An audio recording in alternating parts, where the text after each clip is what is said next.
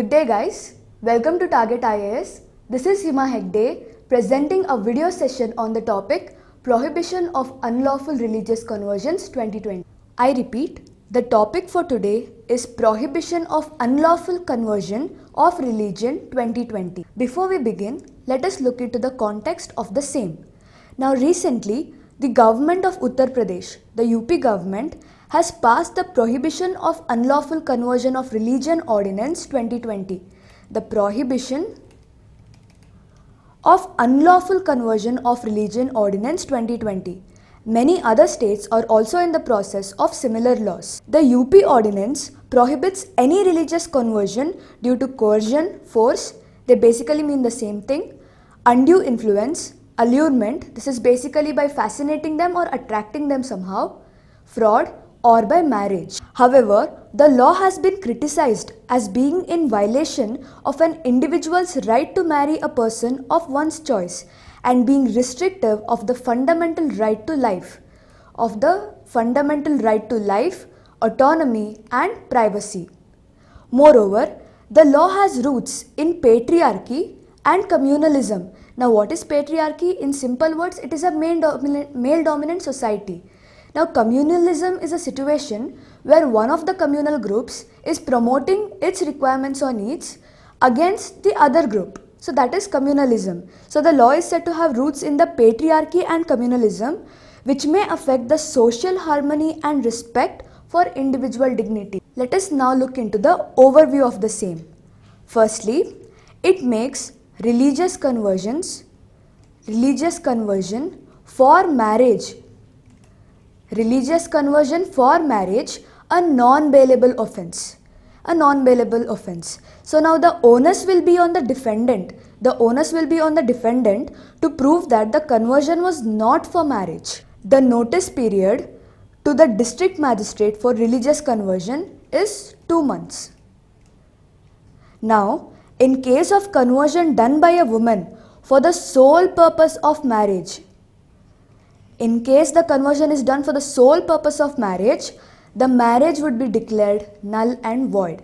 Let us now look into the issues of the same. Issues related to the proposed law. So firstly, interfering with secularism. Now Indian Constitution enshrines secularism as one of the core principles. Now secularism talks about religious neutrality. Despite this, several states have had the anti-conversion laws for a long time, including Odisha, Arunachal Pradesh, Gujarat, Himachal Pradesh and Jharkhand, against personal liberty. Now let us talk about two articles, that is the Article 25 and Article 28. According to the Articles 25 and 28, an Indian citizen is guaranteed the freedom to practice any religion of his or her choice. Through this ordinance, the state wants to intervene not only in the citizen's personal liberty by interfering with the choice of their spouse. Nextly, we have the asymmetry with various Supreme Court judgment. Now this is being asymmetrical with various Supreme Court's judgment. We will be discussing two of them. The first one is the Shafin Jahan versus Ashok case, that is Shafin Jahan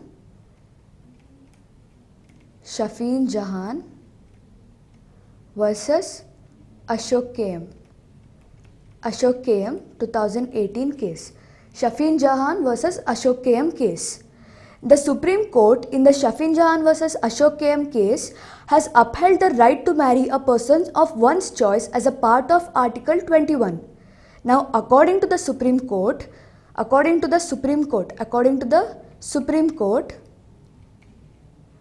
the Constitution protects the ability of each individual to pursue a way of life or faith to which he or she seeks to adhere. Therefore, the right to marry a person of one's choice is integral to the Article 21 of the Constitution. Further, we have the K.S. Puttaswamy versus Union of India case or India judgment. K.S. Puttaswamy versus Union of India, that is UOI judgment. Now that held that right of choice of a family life as a fundamental right. The ordinance is a conflict with these judgments as it limits the choice of prospective spouse such that this spouse would only be approved by the state. Nextly, there is a reverse burden of proof. Reverse burden of proof. The Uttar Pradesh Anti-Conversion Ordinance allows any relative of the woman to challenge the legitimacy of her marriage. I repeat, the UP Anti-Conversion Ordinance allows any relative of the woman to challenge the legitimacy of her marriage. In this case, the reverse burden of proof would apply, wherein the person who facilitated the conversion would need to prove that this was not forced while disregarding the woman's testimony of having consented to the conversion of marriage. Now, this would be a direct violation of right to deemed innocent until proven guilty, an aspect that is particularly worrying for women exercising their fundamental right or the right to choose their life partners. Next, the patriarchal roots. This shows that the law has deep-seated patriarchal roots, wherein women are infantilized, that is, placed under parental and community control. Next, deep-rooted prejudice. Prejudice is nothing but a preconceived notion, a pre-decided notion. So the deep-rooted opposition to interfaith marriage is comparable to a similar deep-rooted opposition to intercaste marriage in that both stem from historical prejudices between specific communities. Having discussed the issues, let us now look into the penalties. Firstly, violation of the provisions of the law would invite a jail term of not less than 1 year, extendable to 5 years, with a fine of rupees 15,000. If a minor woman or a woman from the scheduled caste or scheduled tribes communities was converted through the said unlawful means, the jail term would be a minimum of 3 years, extendable up to 10 years, and a fine of rupees 25,000. The ordinance also lays down strict action including cancellation of registration of social organization conducting mass conversions. Before we draw a balanced conclusion, let us have a quick recapitulation.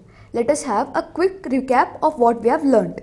Firstly, we looked into the context wherein we learned that recently the government of Uttar Pradesh has passed the prohibition of unlawful conversion of religion ordinance, and many other states are also in the process of similar laws. Then, the overview. Under the overview, we understood what exactly is this law about. That is, it makes the religious conversion for marriage a non-bailable offense. That is, if in case of the conversion done by a woman for sole purpose of marriage, the marriage will be declared null and void. We then looked into the issues and penalties. If we were to draw a balanced conclusion, then we were to say that the young Indian women of all faiths are increasingly seeking freedom to work, study, marry who they choose, and live life of their own terms. These basic rights must not be questioned or curtailed. A woman's agency is her own, and no parent, relative, or state apparatus should be given the authority to coerce her. The attempt to rob women of their agency is an attempt to produce a docile female population that does as it told and does not rebel against the societal and familial directives. So that's about it with this video session. So that's about it for today's session. Hope you found it informative. For any details on the course, log on to the official website, that is www.sourcingclasses.com.